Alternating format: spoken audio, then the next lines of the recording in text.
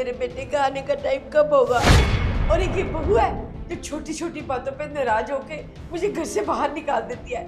पता नहीं मुझे अंदर कब बुलाएगी।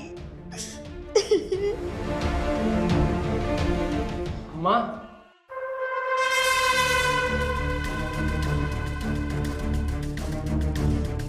माँ ये सब क्या है? आप बाहर क्यों बैठे हो? नहीं नहीं बेटा, कुछ नहीं हुआ। देखो माँ, मैंने सब कुछ सुन लिया है, जो भी बात है साफ साफ बताओ।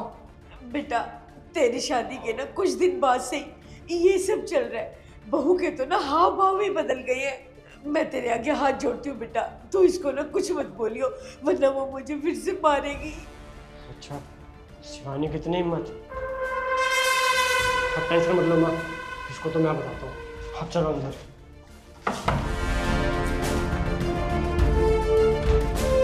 ये गेट कैसे लॉक है? चाबी भी यहाँ नहीं है, चाबी भी नीचे पड़ी हुई है।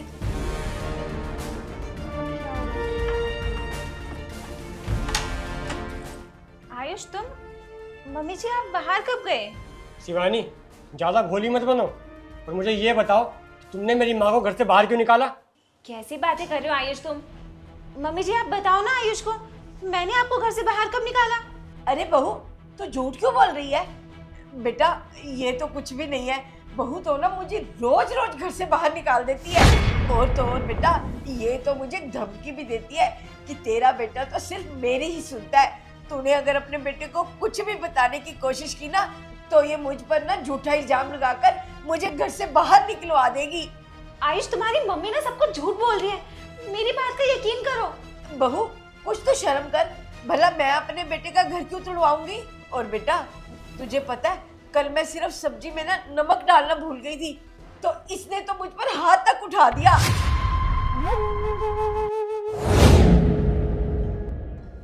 मानना पड़ेगा शिवानी, तुम्हारे हाथ की तो करेले की सब्जी भी बहुत टेस्टी होती है। मेरी मम्मी को तो बनानी ही नहीं आती।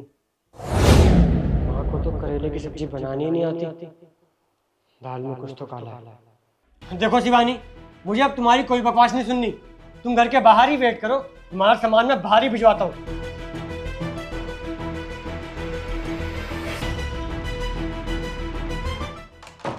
छोड़ो माँ ये सब, मुझे ना बहुत भूख लगी है।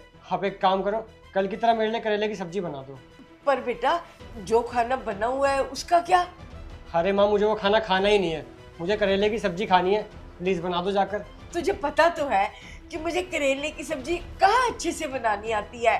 पर माँ अभी तो आपने बोला था कि कल करेले की सब्जी आपने ही बनाई थी। बेटा वो बस करो माँ। शिवानी अंदर आओ।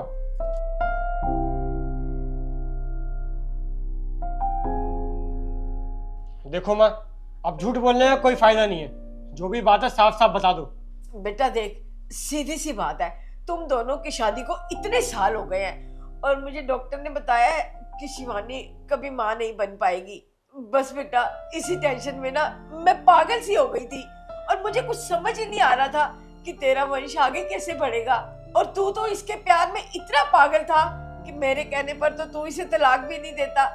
बस बेटा इसी चक्कर में मैंने ये प्लान बनाया कि तू इसे घर से बाहर निकाल दे और मैं तेरी दूसरी शादी कर दूं और अपने पोता पोती की शक्ल तो देख लूं। माँ आप ये कैसी बातें कर रही हो? अरे अगर शिवानी माँ नहीं बन सकती तो इसमें उसकी गलती थोड़ी है। और आप ये सब छोड़ो, आप जरा खुद सोचो, अगर यही कमी उसकी जगह मेरे अंदर होती और यही सेम चीज़ वो मेरे साथ करती तब आपको कैसा लगता? तब क्या कोई भी लड़की मेरे से रिश्ता रखती? कोई परिवार रिश्ता नहीं जोड़ता हमसे। देखो माँ, कोई भी डिसीजन लेने से पहले ना वो चीज़ अपने ऊपर भी लेके देखनी होती है कि यही अगर सेम चीज़ हमारे साथ होती और सामने वाला हमारे साथ ये सब करता तब हमें कैसा लगता। और माँ एक बात और, अगर हमें बच्चा नहीं हो सकता ना तो कोई बात नहीं, हमारे पास ऑप्शन है, हम बच्चा अडॉप्ट कर लेंगे। लेकिन सिर्फ अपनी खुशी के लिए किसी दूसरे का दिल दुखाना ना कोई सॉल्यूशन नहीं है। उम्मीद करता हूँ कि आपको ये बात जल्दी समझ आ जाए। इसी में आपकी और इस घर की भलाई है। चलो शिवानी।